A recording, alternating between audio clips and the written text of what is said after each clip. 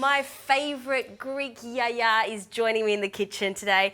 Kathy Staples, always a pleasure when you're here because you make the most delicious Greek food. Thank you, Justine. Thank you for having me again. I love when you're here because we do use quite a lot of phyllo, but because you just work this phyllo pastry so well, what are you going to be cooking with it today? Today, Justine, we're making my favourite tiropita that's quick and easy to make. So let's just get started. Yeah. Now, while I'm actually preparing the phyllo pastry, if you could crumble the feta for me.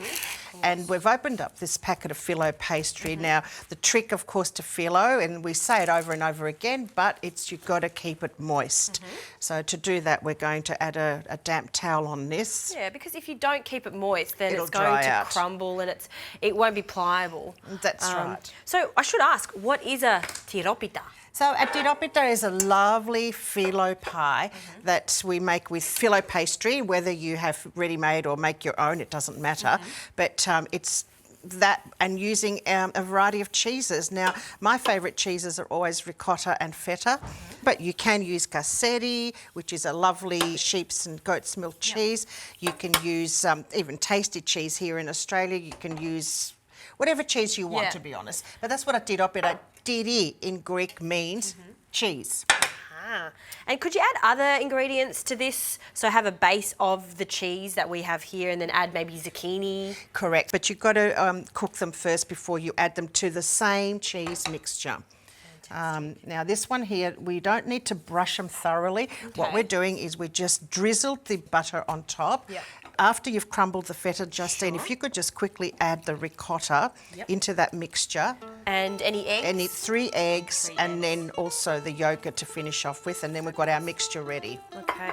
I love how you're actually dabbing and drizzling. Usually I would brush, but that just takes so long. So this is your little trick. You actually don't need to brush the whole time. That's right. In this, you don't really need to. And what that does also is it does help you to make a crispier pastry as well. Ah, right.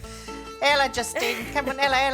Put the eggs in, and after that you've got to put the yogurt in. Come, Grigora. I told you she's Greek, yeah. Hurry. Never fast enough for you, Kathy. No. All right, 3 eggs. You're waiting for me, which I don't like, so now I'm stressed.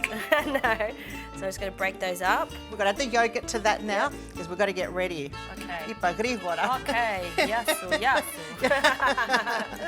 Yeah, right, that's it. That's it. Now, you take this spoon, all right, and we have 2 sheets of phyllo here. Remember, we buttered them, there's 2 sheets. And we're just going to flick this mixture. That's why we want it to be a bit runny. And we're going to work fast, as fast as we can. Did I crumble the feta? Yes, you've done a remarkable job. Because this is going to be nice and creamy. And this is what I'm going to show you. We're going to start to concertina this pastry. We're going to fan it like this. And you don't have to worry about it being perfect. You don't have to worry about it breaking, cracking or otherwise because when it all goes into the pan in the end, it's fine. So we do this. I'm going to bring my tray here. Now, if you like, you can see how I've got a little bit of cheese here at the moment. I'm not going to worry about that because I'm going to use some extra phyllo at the end to crumble on top of it. So let's start working with the rest of the phyllo pastry. We don't want our phyllo pastry to dry out. And also, we're hungry, so we want to get this into the oven, don't we? They're all very good excuses. Yes. Yes.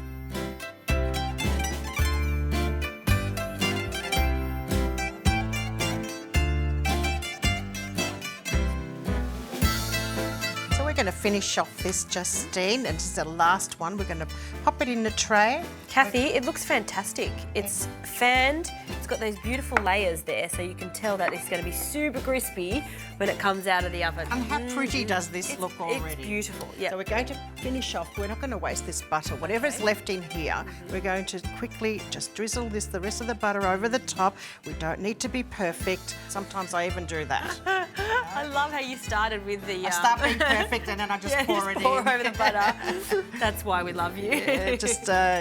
Food has to be simple. It's got to be easy. Well, and this one is easy in regards to the ingredients. Very minimal ingredients in this recipe. That's right. Now, the last ingredient is soda water. So this is going to go on the pie. I know you think it's crazy, but it works. I do, but I have faith in you. So what does the bubbles do in the water? It actually helps this to become nice and fluffy and gooey, you know, which I actually really like. But the top bit of your pastry becomes crunchy. The soda water has that impact. Fantastic. This goes into the oven now, 175 degrees. We're going to bake it for 45 minutes and then check it. We're looking for golden brown. All right. On the top and on the bottom, of course, too. Done.